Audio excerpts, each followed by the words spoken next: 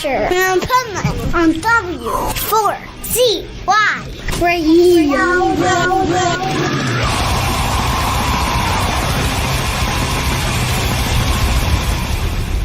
Wake up, America! It's time for the Adventures of Pipeman on W4CY.com, West Palm Beach's #1 internet radio station. Here's your host, the Pipeman. Darkest at night with the moon shining bright. There's a set going strong, a lot of things going on. The man of the hour has an hour, great power. The dudes have been here for so long. Oh, Superfly, you're gonna make your fortune bye-bye. What if you...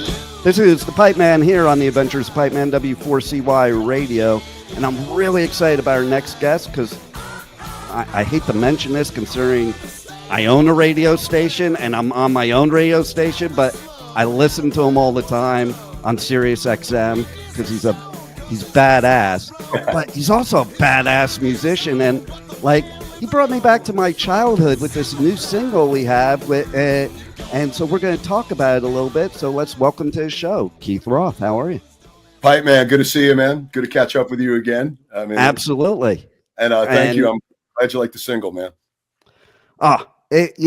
It's funny because as somebody like in all the stages of rock music, I've pretty much hit most of them. Being born in the '60s, I got the '60s, the '70s, the '80s, and all the way till now. And man, Superfly. I mean, that just the minute I saw, I didn't even see your name first in the press release. I just saw that, and I'm like, now that's an interview I have to do. I'm glad you did it. I'm glad we did that song because I started writing songs, which eventually turned into this album. And we were working with Bob Pantella from Monster Magnet, Atomic Bitchwax. We always did a lot of recording out of his studios, Freak Shop Studios, which was like being on a galactic spaceship. But I always loved the song, and I had a lot of different people play on this. And I said, I always wanted to cover Superfly. I love Curtis Mayfield. I love the film. I love that whole 70s genre. And we just started jamming on it. And, Bob laying down that groove, and we kind of tracked it really quickly. And then when he started adding all the percussion in there, and then he's like, all right, man, you should really like go for it with the vocal. And then all of a sudden I'm listening to a rough mix. I'm like, this is on the fucking album. This nice. Because I love Curtis. He's been embedded in me. And, so I'm really happy the way the single came out. I mean, a lot of people are like, why are you going to release a cover song for your second single? Because it fits the theme of the album. And it's as you said, the 60s, the 70s, the 80s, the 90s. I love all kinds of music. And I've always, loved all kinds of music. So I think a lot of different influences are all over this record. I think that's a cool thing about growing through all these decades that really are like where rock evolved over the years, because we got a taste of like just about every bit of it, where I think sometimes people today may not have that taste. I've actually talked to people at festivals that don't even know who Led Zeppelin is, Wow. Like wow. Stuff like that, or the Beatles, like, Crazy. It just blows my mind because it's funny. You take Ozzy as an example, since you're on Ozzy's Boneyard. Right. Ozzy is Ozzy because of the Beatles. No doubt. No doubt. If you talk to Ozzy about the Beatles, now he's interested. Now he'll talk and he gets excited and he gets this like, oh, did you hear this record? And he gets, talking about himself, he does it all day, every day. But when you mention the Beatles and you say something really interesting that inspires him, it's a whole different guy, and everything's making sense, So yeah, right, exactly. I mean, it's funny because my neighborhood is kind of like that '70s show, So like all the kids in my neighborhood, they're like 15, 16. Their hair's, some of them are hair down to here, and they're walking the streets with boom boxes with their Led Zeppelin, Pink Floyd shirts, and I'm like, right on, man, this is great. Nice. They got to another generation, and especially with the Zeppelin film. But that's crazy. If you play music or you're going to a festival and you don't know how Led Zeppelin is, you should be escorted out of there. I know, right? It's wild to me. But then there's the other side, like you're mentioning. It's wild. I'll go to festivals. I'll see kids with like Misfit shirts on or a Pink Floyd shirt on. And I'm like, And they're not just wearing it to wear it because it looks cool. They actually know the music. And see, that's cool to me too, is like you go to a show now or a festival, like in the 80s, I would go to these shows and we were the same age as the bands and there was nobody older than us there, you know? Right. And now you see we're still younger. We're still the youngest people there. Right. And now you see these kids that are going to Metallica shows. And I'm thinking to myself, that's badass. Because when I was their age, there was no way I was going to see a band that was in their 60s or 50s. That's true. And, we were talking earlier about, you see a Metallica out in the Bay. And I saw them first time. And, I know you're a Jersey guy originally. So the first time I saw them was playing a roller skating rink in Old Bridge on Route 9 with Raven. And you saw them out in the Bay. And it was like, I mean, it's cool. And it was a DIY scene that was happening. And I have older brothers that got to see the Dolls at Mercer Arts Center. And so I felt like this was like a cool little revolution, but that my wildest imagination did I ever think that Metallica would become the next Led Zeppelin. And now you see all these kids and they go there with their parents and it's like, it's all ages and it's cool. Also with vinyl, we grew up in that vinyl era, right? Mm-hmm. I love the fact that vinyl has kind of saved the record industry. Sure, a lot of it is reissues, but the younger kids that I talk to or come out to shows, if they don't have it on vinyl, they don't own it. They have streaming services. I love it. To see if they're actually going to buy the record, which is kind of cool because we used to trade cassette tapes, which is really that different. I could make you a tape of a record I just bought. You throw it in your car. You can listen to it on your stereo. It's a little bit longer to access it, but now I love the fact that vinyl, is resurrected, and the beauty of when we were kids with vinyl, you'd sit there, you read the liner notes, you knew who every producer was, who mastered stuff, and so it's good that kind of infected another generation. A format that we thought was long dead is really the main thing that's keeping the industry alive. Yeah.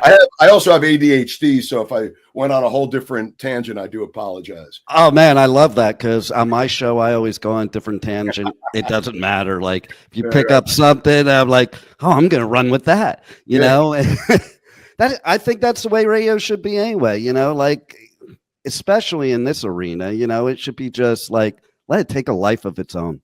Mm-hmm. Is basically where it comes down. And yeah, so my first album ever, here's an interesting story. My first album ever, I won at the Boardwalk in Seaside Heights. I've heard a lot of people say that, so that's cool. What did you win? So I saw this album up there, and I was like, man, those fucking dudes look cool. And it was the Kiss original album when it first came out. My buddy Sean Mars, he plays in a band, Mars. The same exact thing. He won the record at Seaside Heights on the Boardwalk, and it was the first Kiss record. That's amazing, actually. Right? How cool is that? Oh, yeah, and I became a total Kiss freak then after that. And we were talking about the Beatles. First grade, this dude did an oral report on the Beatles. And I was like, oh. And then maybe I became like, I had wall-to-wall posters in my bedroom, but I was like kind of like, I don't know, schizophrenic or something, because one half was totally Kiss and the other half was totally the Beatles. And I always talk to people about how those two bands, people think that they're not related, talking about influences and where people, I found them to be so similar. Like, and I tell people, and they're like, I didn't think of that. How like on every song that John and Paul wrote, it was John Paul. On every song that Gene and Paul wrote, it was Gene and Paul. And whoever wrote the songs would sing the songs, and stuff like that. There were so many similarities. And I think that all holds to the evolution to where we are today. I agree. And the other thing about the Beatles and Kiss is that, each guy, as you saying, sings songs, but also everybody knew all four members. As a Kiss fan, you knew all four. You knew Gene, Paul, Peter, and Ace, and John, Paul, George, and Ringo. I mean, all four characters. A lot of people with Led Zeppelin, they'll know Robert Plant or Jimmy Page. Some may not know John Paul Jones, and right. But I mean, with those two, there was a lot of similarities, and of course, the Kiss being huge Beatle freaks. I mean, exactly. There again, and so it's kind of cool. And speaking of cool, like years later, I had a history class and I only had one project. It was an oral report I did on Ozzy. Black Sabbath, right? No, Ozzy. It was Ozzy when Blizzard of Oz came out. I had Blizzard of Oz on 8-track, by the way. And and there was a music teacher that took over the history class. So this class was like, he's like, all you got to do is do a report on anything you want, and that's your whole grade for the semester. So I did Ozzy, Satanism in his music. That sounds great. I'd like to see that. Yeah, I wonder if I even have that somewhere. And what a metal record too. I brought in Diary of a Madman with me. I have this shirt that is a Diary of a Madman shirt that I actually put on the back, because remember back in the day we used to put our own art on stuff, and I put in memory of Randy Rhoads. I did get to see Randy Rhoads right before he died, so that was iconic. I saw Ozzy and Randy. First time I saw them was at the Palladium. You remember the Palladium on 14th Street? There was 2 shows. It was a 5:30 and a 9:30 show. We're young. So the plan was, all right, we'll go to the 5:30 show from Metro Park. We went, Penn Station. We'll walk down to 14th Street. Show will be over by 8 o'clock. Our curfew was like 10. I mean, we were young kids. Right. And we saw, Motorhead opening, and reading about them and then seeing them visually. I was like, holy shit, Lemmy from Hawkwind. This band is insane. And then Ozzy with Randy, and we're like, fuck this. I don't care if I'm grounded forever. And then back in those days, I mean, we had really good seats for the 5:30 show, but we went out and scalped for the 9:30 show all the way in the back of the play, and we spent like $20. I mean, that was like kind of a standard thing back then. Right. And we watched, and needless to say, when I came home, both my parents were sleeping. I didn't get in any trouble, and neither did my other friend. The other guy that was with us was grounded for like a month, and as a matter of fact, I don't think I ever saw him again. But it was but it was well worth it to see, And so I know what it was like to see Ozzy and Randy, and we didn't have cameras. We just had memories, it was great. It's funny because I have a similar story. It was one of those things where they were playing. Ozzy was playing New Year's Eve in LA. I think it was at the Forum or something like that. And me and my bro, I said to my dad, yeah, I'm sleeping over so-and-so's house. And he said he was sleeping over my house. And then we went to the Ozzy show. Right. And we came back, and we lived in Lake Lindero in Agoura in California. And there was like a hill down to the lake in my backyard. So we just waited down at the bottom, like for my parents and my dad to kind of wake up and like, we were going to come back home or something like shit like that. We were out in the morning or whatever. And my neighbor, this woman comes out. She sees us in all the Ozzy shit. And she goes, did you boys go to the Ozzy show last night? And we're like, yeah. She goes, stay right there. I need to introduce you to my husband. And we're like weirded out because my next door neighbor, we're going to get in trouble, man. Right. And then the husband comes out. Yeah, the husband comes out. He invites us up to the house, brings us in his studio, which was wall-to-wall cassette tapes. He was fucking Ozzy's promoter. Oh, really? Right next door to me. I never knew. And so he's like giving us swag and all this stuff. And I'm like, it was like the coolest experience ever. And then he hands me this cassette tape. He said, this band is going to be in America in like 6 months. Nobody knows about them yet here. I'm giving you the demo tape, and they're going to be huge. And that was Accept, Fast as a Shark. Wow. Right. Yeah. And that was a heavy record too, man. I remember being pretty floored when I heard that album. And it's, that was really cool and unique at that point. It took them a while to catch on. And what's funny is, you being a Jersey guy, Mark from TT Quick has been singing with them for so many years. And I just saw them on not this Monsters of Rock, the last, and I, for the first time, ironically getting to see him with Mark. You would have thought I saw him sooner, but I didn't. And to me, they were even better than nice. But yeah, of course, man, that's pretty cool when you have a neighbor that could turn you on to bands months before the record comes out. Right, and I was like, I don't know. And you can always blame them now. Say that again. No, I'm saying, if you went to the Ozzy show, you're just like, oh, the neighbor gave me stuff. Our neighbors is, he works promotions for him. Yeah, no, Dad, we didn't go to any show. Our neighbor. And you got somebody cool to vouch for you, which is always a great thing. Totally. So One of the things I wanted to ask you too is, what's it like to be the musician and the radio jock? I've been a musician as far back as I can remember, and I never had any aspirations to do radio, to be honest with you. And a woman, Amy Christie, who used to run a rock magazine, in New York and New Jersey, she came out and did a story on a band I was playing with in the '90s, and then she moved, and then I was living in Long Branch, New Jersey at that point, and she moved down to that neck of the woods, and there was a radio station opening called The Rat. I remember The Rat. Still there, a lot of the same crew. And she said, would you be interested in doing a radio show with me? I've been talking to the general manager, and my first reaction was like, no, I don't want to like front and back sell like, hey, Memorial Day weekend, the Big 9 with Van Halen or Korn coming up. No, she's like, no, we could play whatever we want as long as there's no obscenity, and between the people we know, we could bring bands down. And so we went into this meeting. I never expected to get it. My daughter was just born.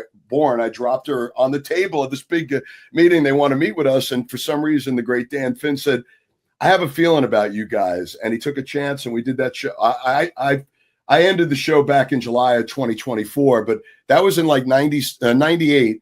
And, throughout the years, we had the Ramones come down, Joey and those guys, and Johnny, Alice Cooper, John Paul Jones. I mean, the Kinks, because we knew a lot of people, and they loved doing the show because it's kind of like this, what I mean? Yeah. We could talk for 40 minutes and then catch up on all the commercials. We had that time, and it resonated. So from doing that, and then I get a call when I want to do a punk rock show for Sirius Radio. And I had never heard of satellite radio. I thought it was like Wayne's World. Like, honestly, what the fuck is satellite radio? And they're like, oh, you could do a punk show, and you could do a weekend on First Wave and Left to Center. And I have no idea what they're talking about. But to be honest, the bread was good enough to come into the city, and they said it would be 1 day a week, 5 hours, whatever. So I come in for an interview, and I walked in, and when I got off the elevator and I walked through that glass door, and growing up on New York legends like Meg Griffin and Carol Miller and Pat St. John, they were all there. And wow. And I'm like, I better educate myself quickly. So that's how I started. I did a punk show called the Punkyard, and then which led me doing the Boneyard, which became Ozzy's. It was Buzzsaw, which became Ozzy's Boneyard. And then Meg Griffin, who I'm very close with, she connected me, even though I was friendly with David Johansen, but having the honors to produce and engineer his show and for over 20 years. So, that's how I got into radio. But a musician, and it's funny because people who only know me as a musician, and it's people that only know me from radio. So with this solo record, I guess the hope is to bring them all together. They're like, all right, we know Keith Roth from so-and-so, Frankenstein 3000 or the Johansen Group, whatever they know me for. And from, that's the dude from Ozzy's Boneyard or whatever. So hopefully it could expand the audience with just simply being Keith Roth. But it is a personal record. So, but that's why it's just under my name for this one. And tell us more about the record. Okay, we talked a little bit about Superfly, but give us a little insight on the rest of the record and, what came from inside. Well, I also play in a band called the Dictators that have been around since the 70s. And so it was a really, really great time, as an artist, because they had wanted to put together a Frankenstein 3000 compilation, which just came out, called Lost in Space Volume 1. So I was really digging through the vaults and tweaking stuff on that. And the Dictators were in the thick of making a new record. And I was really prolific in writing. But all these songs didn't make sense for the Dictators or Frankenstein. So I went to my buddy Mike Jaffe. I'm like, I got a group of songs. What do you think of these? And he's like, these are really cool. And he has a studio. And he's like, let's work them out. And then we went into Bob Pantella's and we started recording stuff. But I just knew that these songs were more personal, more me, and a lot of different variety. And plus, when it's your name, you could do Superfly, or you could do, something that somebody said the other day sounded like the band Luna, which I loved, or just like a rock song like the opening track, Don't Feel Like Think It Today. But it's there's a theme in my head. It's a concept record. You have to kind of jump in to see what it's all about. And, having a lot of great people help me out on it. Like, obviously playing with Ross the Boss from the Dictators, and working with Punky Meadows in the past. Him and Danny are on there, and Albert Bouchard lays down some drums, and Bob from Monster Magnet, who I've done a lot of work with throughout the years. And it's one of those records, and you don't cherry pick it. You just hit play, and it's a musical journey. And if I'm happy with it, to be honest, that's the one thing I learned many years ago is I never really was into following trends. I mean, if you look at my musical history, none of it matches up to what was going on at that point. You know what I mean? I love it. In the 90s, it was punk rock, and then a band I was in called Bad Biscuit. We were very punk rock, and for the time, and then a lot of it kind of sounded like what Green Day did a few years later. But after, I became really happier when I just wanted to do my own thing, and that kind of, and stopped listening to a lot of stuff. I just was into my own thing for a while. And, the bands that I grew up with, as you were saying, like those are the really, around 87, 88 is when I really got out of, a lot of the metal stuff that was going on. And I reverted back to all the stuff that my brothers played around the house. And I grew up in the Bronx, so I thought everybody knew who the MC5 were, and the Stooges, and David Peel on the Lower East Side. And nobody really knew. It was fortunate that this little area, people knew this kind of music. And then around 88, everything got so homogenized that I just reverted as a complete throwback. And, of course, along the way, you discover great bands like Red Cross or people that are doing stuff out of the box. But, that's, and being on, Ozzy's Boneyard, I mean, that's the stuff I grew up on. I mean, that was me and my buddies, keg parties in the woods, Black Sabbath, right. Guns N' Roses. I love Guns N' Roses, and of course, David Johansen, who turned out to be one of my greatest friends ever, and his passing still devastates me. But all that 70s New York glam stuff and English glam stuff and punk rock, that's really what I listened to from 88 till now. It's funny you mentioned about your brothers, because there's some bands I've interviewed that I tell them, like I did the John Lodge from the Moody Blues recently, and I was the reason I took this interview is because I used to steal my brother's album of yours and listen to it all the time, and that is the cool thing today, is like we were saying before, it's like we have this history of different types of music throughout our life. It doesn't mean we didn't like all different types. It just means there were so many different trends and things that I think we're more well-rounded because of it in a musical sense. It's like, I can sit there and I can go listen to Earth, Wind and Fire and then go listen to Slayer. Exactly. I mean, and that's, the beauty of going record shopping. When I was a kid, I remember there was a record store in Co-op City in the Bronx, and, it was a big treat, my mom giving me $10 and, be able to go buy 2 records. I remember one time buying Diamonds Are Forever soundtrack with the Hughes Corporation, and I think it might have been Aerosmith Rocks, all on the same day or whatever. I've always been a James Bond collector, but I mean, and nobody judged anything. That was cool.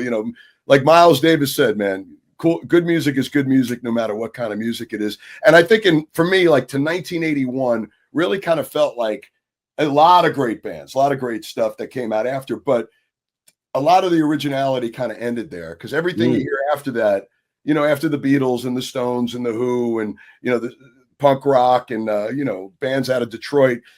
I mean, sure, some of it's played faster, some of it's played electronic, some of it, and even rap music back then, the Sugar Hill Gang, that was all incorporated from 81 down. So, people, pushed it a little forward and did some great stuff with it. But to me, that was kind of like the last year of originality. I know people will love to argue with me about that, but that's how I feel. Hey, I see, that's what's cool about Jersey boy or Jersey girl, is like, you're going to know where you stand regardless, and I'd rather people speak their mind. Like, I think even if you're the artist that they're speaking about, like, if I were the artist, I would listen to it and go, well, maybe I should evaluate some things. I think you learn more from your critics than the people that love you. That's true. As long as they're honest, right? Yeah. And they're not being dicks about it and just being honest. That's all. Yeah. And it's so funny you mentioned Sugar Hill Gang, because I remember being in 7th grade and my bro playing Rapper's Delight when it first came out. And I was like, wow, that is so cool. And who would have known we would be where we are today with that kind of music? Yeah, I mean, I got to throw Run DMC in the mix because they were very revolutionary, and they were past 81. I mean, of course, there's certain things, Melly Mel and Grandmaster Flash, and then and the soul music of the 60s. I mean, I love it all. I mean, people would be shocked if they were around my house and see what I listen to. I mean, right now I think it's probably XTC. And some kind of 70s blaxploitation soundtrack, or Funkadelic, or Parliament, or Black Sabbath. You know what I mean? Right. I mean, that's the beauty, and that's why you do such a great show, because you get all that stuff. Well, I also look at what you're saying is it's the musicianship. I think there was a lot more musicianship, even with metal nowadays. Like some of these bands, I think to myself, man, metal was never an algebraic equation. It's like they use an algebraic equation to write the song. Mm-hmm. Whereas like songs just used to be written from the heart, and like it was a story. And then the musicianship was important, not a people formula. Had to be really good back then. And the people we looked up to, you thrived to be good, like good, I never thought I was good until like 10 years ago. That's when I was like, yeah, I'm actually good now. It took a long time to get there, even though I was on the path. But I mean, because some of the, I play in clubs where guys like Zach Wilde and, Dave DiPietro and, guys, these guys, incredible talents. And I mean, in Jersey, there's so many talented guys, and it took me a long time to feel like I was on the level with those guys, but it always kept the strive in us. But, and then again, my punk rock roots, it's like, I knew how to play I auditioned for the Ramones. Somebody just interviewed me about this. Wow. And I was one of a few people that got a second audition. There's a Ramones documentary coming out soon that they talked to me about it. But when I was able, how I learned how to play is the first Ramones record. If you switch the balance one way, it's just bass.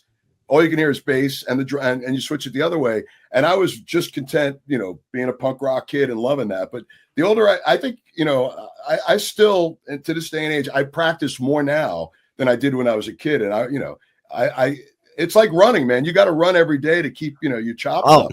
That's where you're smart, because I played drums for 9 years. I played guitar and I sang thrash metal, and I sucked at all three. And there was one common ingredient. I didn't have that dedication to practice. Like I remember reading about Randy Rhoads back then. He practiced like 8 hours a day. I'm like, I'm not fucking practicing 8 hours a day. You got to practice when it doesn't feel like practicing. You know what I mean? Especially, I was content being, a songwriter, writing punk tunes, and it was cool. But I'm like, not in the league of these guys. But then, over time, it just naturally happens. And I remember playing with Punky Meadows. They're like a progressive, and that was a real challenging gig. But really, after doing that, and you work, you're as good as who the people you play with. I've noticed too, especially drummers. I mean, the band, if you have a great drummer, the band is great. If you have a shitty drummer, the band sucks. I mean, it's as good as the people you play with. So as a musician, you're going to be as good as whoever, what the band sounds like. And Punky was a great example of that, because those guys were all really great players and playing some really great, intricate stuff. So that I don't find it challenging. I find it fun. It's like, Yeah, see? But, but yeah, I think through COVID was probably the most I played guitar in my whole life. And, being stuck in the house, and not because I felt like I needed to practice. I just got into playing. I fell in love with playing guitar, which I never did. I used it as a tool to write songs, but I really got it. And also being in a band with Ross the Boss from the Dictators. I mean, he's an incredible motherfucking guitar player. He's one of the best out there. So nice. He keeps pushing me, and it's fun. I mean, at my ripe old age of 27, I feel. And I do love that you mentioned COVID, because I've said for a while now that if you're going to pick a positive to come out of COVID with, is that bands and artists had a chance to jump off the hamster wheel and actually go back to being creative and having the time to really, that I think some of the best music we're ever going to have might come out of that time because of it.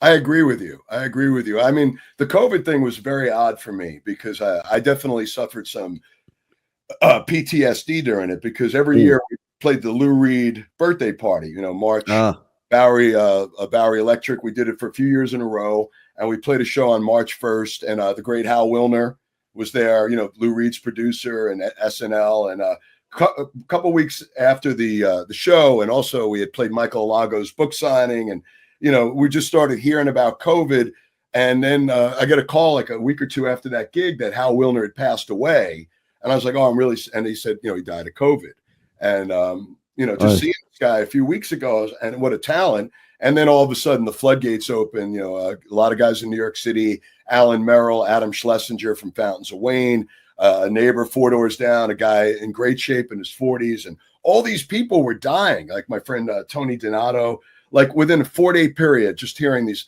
So I thought like, all right, fasten your seatbelts, man. This is like 70s sci-fi and really like sad, like great, and what they were saying on the news about, oh, well, if you're set in your late 60s and you have I wasn't seeing that. I mean, sure, some of them were, but the majority of them were that first strain was so freaking strong. And then I think it went from Seattle to New York, and it took down a lot of great people. And I know people today that are just getting over it that had that first strain, people that, so I got it. I got it in January of 2020 from doing a red carpet at the Oscars. Wow. I mean, did you have a really tough time with it or no? Oh, I was in LA. I live in Florida. I was at my bro's house. He was nervous because I'm the type of person, if I have 104 temperature and pneumonia, I'm still going 100%. I did not leave the room for like 3 days. I was dying. And then I came out. I was like, oh, I finally feel like I'm a little alive. And then a day later, it went back to worse again, how that first strain was. And then when I got back to Florida, I was supposed to go to Costa Rica in a week to go surfing, and I was still feeling like crap, and I couldn't breathe. And so I finally went to a doctor. And on my record, it literally says unidentified organism. They didn't even know what the hell it was. They had no idea. Yeah. No. It was, and so then I went to Costa Rica, came back, and 3 days later we were locked down. Yeah.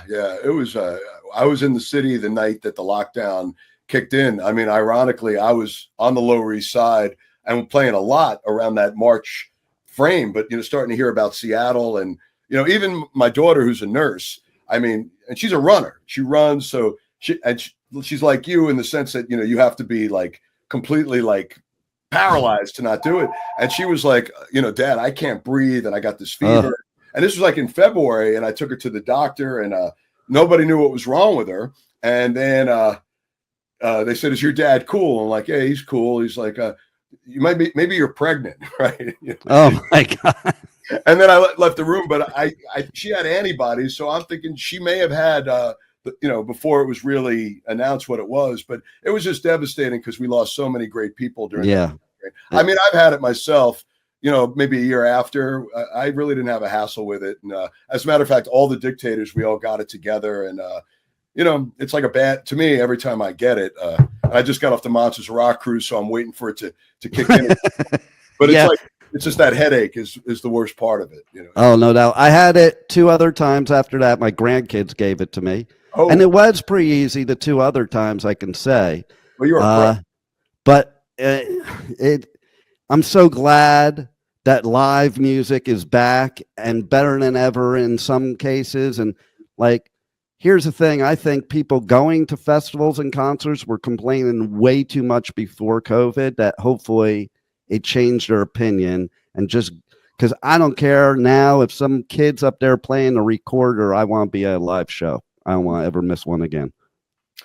It was so rewarding when the floodgates opened and going out and playing again. It was amazing. I think the first thing I did is, Mark Weiss, the photographer. He's he did this event at some little theater in Middletown, and I have a cover band that I play, in the Red Bank area, and we played, and we had people like Bumblefoot and Carmine Appice. Anybody wanted to do anything at that point. And it was just great to see people again and being outside, and then, shortly going out with the Dictators out to Canada and just getting back into the groove of it. I mean, listen, a lot of that stuff too is you really should throw yourself into it and, let your body do its own business and get through it. And, but but when the floodgates opened up, I mean, that was great. And I don't even think about that anymore, to be honest. No, not at all. Not at all. I love that we're just living life again. And, you know, great music, so much great music is out there because of it, including your new album dropping on March 21st, couple days, The Law of Diminished Returns through Deco Entertainment. I am so excited about this because for those people out there that maybe have not heard you as the musician or you've never put anything solo out, they need to get this album because it is badass. Tell everybody how they can get it, how they can, you know, the types of packages that they can get, vinyl, whatever, your socials, everything they need to know. I'm kind of anti-social media, no, but I mean, in all serious, decoentertainment.com, you could get the vinyl. I think there's limited edition blue vinyl that really looks amazing. The CDs and streaming come out on Deco Entertainment, you know, Amazon. I just did a Talk Shop Live. I know they got some signed copies of the vinyl and the CD, talkshoplive.com, decoentertainment.com, Amazon, you know, streaming on all your favorite platforms, wherever you stream music. So check it out. Hopefully you like it. And, you know, thank you, man. Thank you for, you know, talking about the record. I really appreciate that, Pipe Man. Oh, absolutely. And the first single you put out in December, that speaks to me. I don't feel like thinking today. I think lately I've been feeling that a lot. You know, I wrote that song in 3 minutes. I did. Really? Yeah. I mean, it was one of those days where you're in these text groups with friends and they're fighting about this and that and politics and all this stuff. And then you're going through the news and this and that, this one's, you know, and it was just, and then people, you know, other drama that has nothing to do with anything. And I literally just said, man, I just don't fucking feel like thinking today.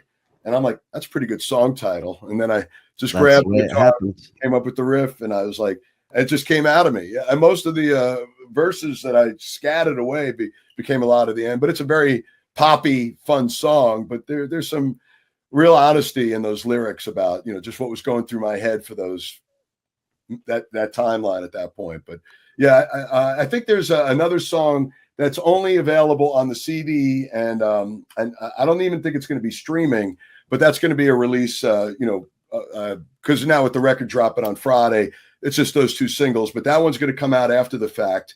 And I think we're going to do a video for that. But yeah, you know, listen, at this point, I know every bell and whistle on the record, so I'm ready to do another one, you know. I love it. I love it. Any final thoughts you want to give us on the record or anything you got coming up?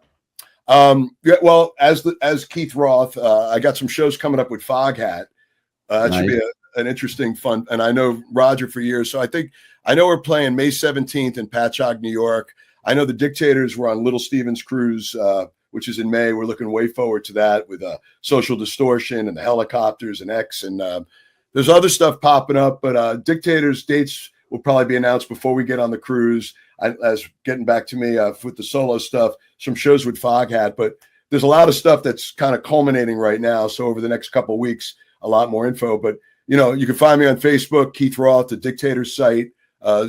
You know, keeps in the loop, and of course, you can listen to me every day, rant and rave on Ozzy's Boneyard and Hair Nation, and finally, the David Johansen tribute that me and Meg Griffin are doing is airing on Wednesday. I don't know when this is airing, so but that airs Wednesday, 11 p.m. East on the Spectrum Channel 28. And it's me and Meg talking about personal stories with David and sharing some of our favorite songs. And I think it'll probably be on demand after that as well.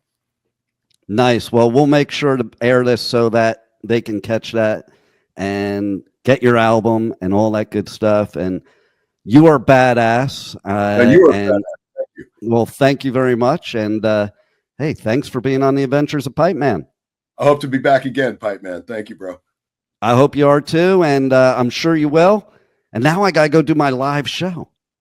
So we'll talk more, and we'll promote the shit out of this on my show because you're just the all-around music person, and everybody needs to, if they don't know you, they need to get to know you, and at the very least, go get the album.